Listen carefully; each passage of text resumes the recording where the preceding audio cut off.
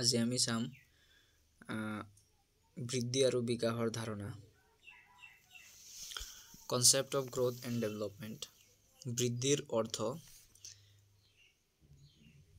বৃদ্ধি মানে দেহৰ আকাৰ আকৃতি, উচ্চতা আৰু ওজন নাইবা কোষৰ সংখ্যা বৃদ্ধিৰ ফলত জীৱৰ অংশৰ আকাৰ বৃদ্ধি বা বৰ্ধন হৈ ব্যক্তিৰ দৈহিকভাৱে পৰিপক্কতা লাভ কৰাকে বুজায়।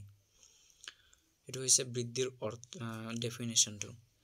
ব্যক্তিৰ দেহ কোষবোৰে জন্মপূৰ্ব অৱস্থাৰ পৰা ভ্ৰূণৰ হাত ভৰি, দেহৰ অংগ প্ৰত্যংগ, মস্তিষ্ক, মাংসপেশী, স্নায়ৱিক গঠন, পাচনতন্ত্ৰ, হৃদযন্ত্ৰ, দেহ কংকাল আৰু অন্যান্য অংশবোৰক গঢ় দি তোলে।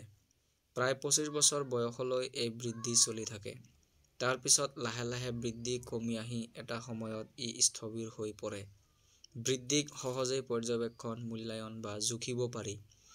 বৃদ্ধি ব্যক্তিৰ আভ্যন্তৰীণ আৰু বাহ্যিকভাৱে পৰিৱৰ্তন হোৱা দেখা যায়।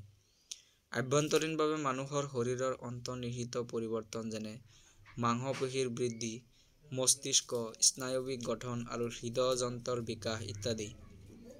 আনহাতে বাহ্যিক পৰিৱৰ্তনে দেহৰ আকাৰ, দৈৰ্ঘ্য, উচ্চতা আৰু ওজন আদি বৃদ্ধি হোৱাটোকে বুজায়। মাতৃগৰ্ভত হোৱা বৃদ্ধিক 3টা পৰ্যায়ত ভাগ কৰা হয়। সেই ভাগকেইটা হ'ল: প্ৰথমটো ভাগ হৈছে জাৰ্মিনেল ষ্টেজ, ডিম্বকোষ পৰ্যায়। দ্বিতীয়টো হৈছে এম্ব্ৰায়নিক ষ্টেজ, ভ্ৰূণৰ প্ৰাথমিক পৰ্যায়। তৃতীয়টো হৈছে ফিটেল ষ্টেজ, পৰিপুষ্ট ভ্ৰূণৰ পৰ্যায়। গতিকে বৃদ্ধি বুলিলে দেহৰ আকাৰ আকৃতি, উচ্চতা আৰু ওজন আৰু দেহৰ কোষবোৰৰ গঠনক বুজোৱা হয়। ই ব্যক্তিৰ মানগত কোৱান্টিটেটিভ পৰিৱৰ্তনক সামৰি লয়। তাৰপিছত আমি চাম বিকাশৰ অৰ্থ, অৰ্থাৎ মিনিং অফ ডেভেলপমেণ্ট। বিকাশৰ অৰ্থ হ'ল পৰিপক্কতা আৰু অভিজ্ঞতাৰ ফলত শৃংখলাবদ্ধভাৱে ভৱিষ্যৎবাণীমূলক যোগ্য আৰ্হিত সংগঠিত পৰিৱৰ্তনৰ এক প্ৰগতিশীল প্ৰক্ৰিয়া। বিকাশ শব্দৰ ধাৰণা বৃদ্ধিতকৈ বহল আৰু সামগ্ৰিক পৰিসৰৰ হয়। ই গুণগত আৰু পৰিমাণগত উভয় ধৰণৰ পৰিৱৰ্তনক বুজায়। অলপ আগতে আমি চাইছোঁ যে বৃদ্ধি হ'ল অকল, আমি অলপ আগত কি পাইছিলোঁ যে বৃদ্ধিটো অকল গুণগত হয়, পৰিমাণগত নহয়। ক'ত আছিলে, যেই নহওক এইখিনিতে আছিলে ক'ৰবাত, যে বৃদ্ধি আছিলে অকল গুণগত, কিন্তু বিকাশটো হৈছে গুণগত আৰু পৰিমাণগত, দুয়োটাকে বুজায়। তো বিকাশ হৈছে ব্যক্তিৰ এক সামগ্ৰিক অৱস্থা যি মানুহৰ দৈহিক, মানসিক, আৱেগিক আৰু সামাজিক বিকাশৰ সকলো দিশক সামৰি লয়। বিকাশ জন্ম মুহূৰ্তৰ পৰা আৰম্ভ হৈ মৃত্যুৰ আগমুহূৰ্তলৈকে অবিৰতভাৱে চলি থাকে। বিকাশে ব্যক্তিক পৰিৱেশৰ লগত সমযোজন সাধনৰ বাবে প্ৰয়োজন হোৱা দক্ষতা আয়ত্তকৰণ প্ৰক্ৰিয়াৰ জৰিয়তে সামৰ্থ্যৱান কৰি তোলে। বিকাশ এক ভাৱগত শব্দ, যাৰ স্বৰূপক বস্তুনিষ্ঠভাৱে নিৰীক্ষণ কৰিব পৰা নাযায়। সকলো সময়তে বিকাশৰ গতি সমান ৰূপত আৰু স্বাভাৱিকভাৱে নহয়। ইয়াৰ অৰ্থ এইটোৱে যে বিকাশ, ডেভেলপমেণ্ট সদায় যে একেটা হাৰতে হৈ থাকিব এনে নহয়। কোনো সময়ত বিকাশৰ গতি দ্ৰুততৰ আৰু কোনো সময়ত ই মন্থৰ বা লেহেমীয়া হয়। এইখিনিতে মনোবিজ্ঞানী এলিজাবেথ হাৰ্লকে কৈছিলে যে তাৰ মতে বিকাশ বুলিলে উন্নতশীলভাৱে হোৱা এলানি পৰিৱৰ্তনক বুজায়, যি দেহৰ পৈণতা প্ৰাপ্তিৰ আৰু অভিজ্ঞতাৰ ফলস্বৰূপে শৃংখলাবদ্ধ আৰু পূৰ্ব অনুমানমূলকভাৱে সংগঠিত হয়। ইয়াৰ পিছত আমি চাম বৃদ্ধি আৰু বিকাশৰ নীতিবোৰ, principles of growth and development, যে বিকাশ আৰু বৃদ্ধি কি কি নীতি আছে। প্ৰথমটো নীতি হ'ল বৃদ্ধি আৰু বিকাশ এক অবিৰত প্ৰক্ৰিয়া, যে growth and development is a continuous process. আমি জানো বৃদ্ধি আৰু বিকাশ কেতিয়াও ৰৈ নাথাকে, এটা কণ্টিনিউৱাছ প্ৰচেছ হয়। যেনেকৈ জন্মৰ পিছৰে পৰা সৰু ল'ৰা ছোৱালীৰ হাত ভৰি দীঘল হোৱাকে তাৰ শাৰীৰিক বিকাশ বুলি ক'ব পাৰি আমি। আৰু ঠিক একেদৰে তাৰ যিবোৰ আৱেগিক বিকাশ হয়, সামাজিক বিকাশ হয়, মনোবৈজ্ঞানিক বিকাশ হয়, নৈতিক বিকাশ হয়, এই বিকাশসমূহ কেতিয়াও ৰৈ নাথাকে। এবাৰ আৰম্ভ হোৱাৰ পিছত ক্ৰমান্বয়ে ব্যক্তিৰ অভিজ্ঞতা, ব্যক্তিৰ কাৰ্যকলাপ, এজন ব্যক্তিয়ে আন এজন ব্যক্তিৰ সৈতে কৰা ইণ্টাৰেকশ্যন ইত্যাদিৰ ফলত বিকাশসমূহ বাঢ়ি গৈ থাকে। বিকাশসমূহ সিহঁতে গেইন কৰে, গ্ৰ'থ বাঢ়ি গৈ থাকে। দ্বিতীয়তে, বৃদ্ধি আৰু বিকাশৰ গতি সমান নহয়।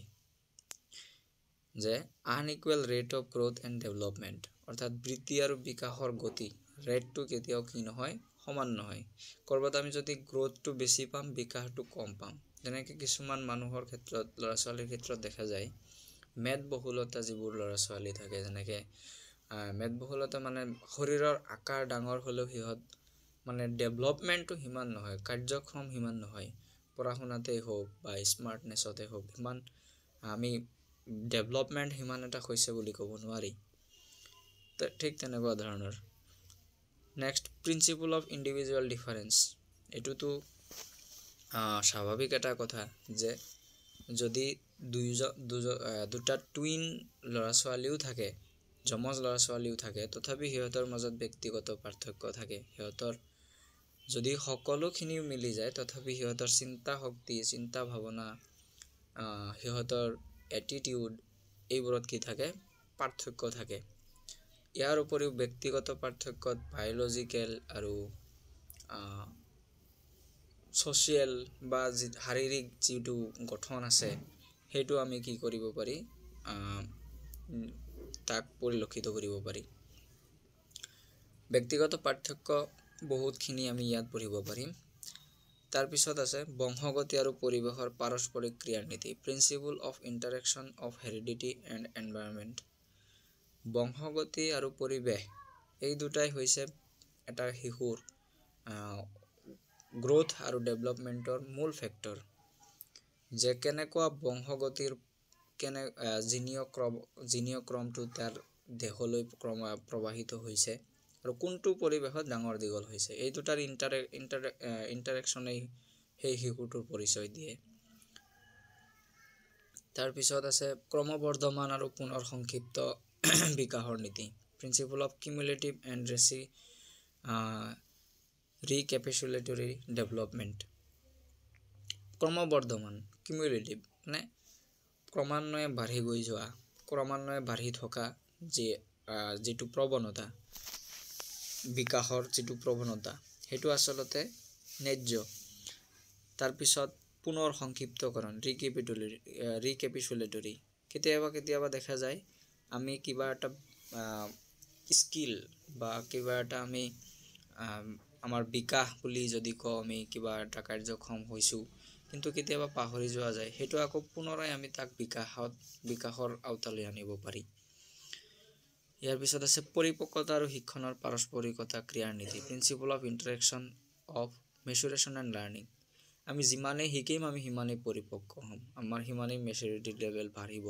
সেইকাৰণে বয়স বাঢ়ি গৈ থাকিলে মানুহৰ মেচুৰিটি লেভেল বাঢ়ে, কাৰণ মানুহে যিমানেই ইণ্টাৰেকশ্যন কৰে, যিমানেই ছ'চিয়েল এক্টিভিটিছ কৰে, যিমানেই কাৰ্যকলাপ কৰে, যিমানেই পঢ়া শুনা কৰে, যিমানেই আনৰ লগত কথা পাতে, সিমানেই পৰিপক্ক লাভ কৰে, কথা পতা বুলি ক'ব পাৰি আমি। তো লাৰ্ণিং আৰু মেচুৰেশ্যনটো হৈছে পাৰস্পৰিকতা, মানে সিহঁতৰ মাজত ইণ্টাৰেকশ্যনটো কি কৰে, বিকাশলৈ ঠেলি দিয়ে।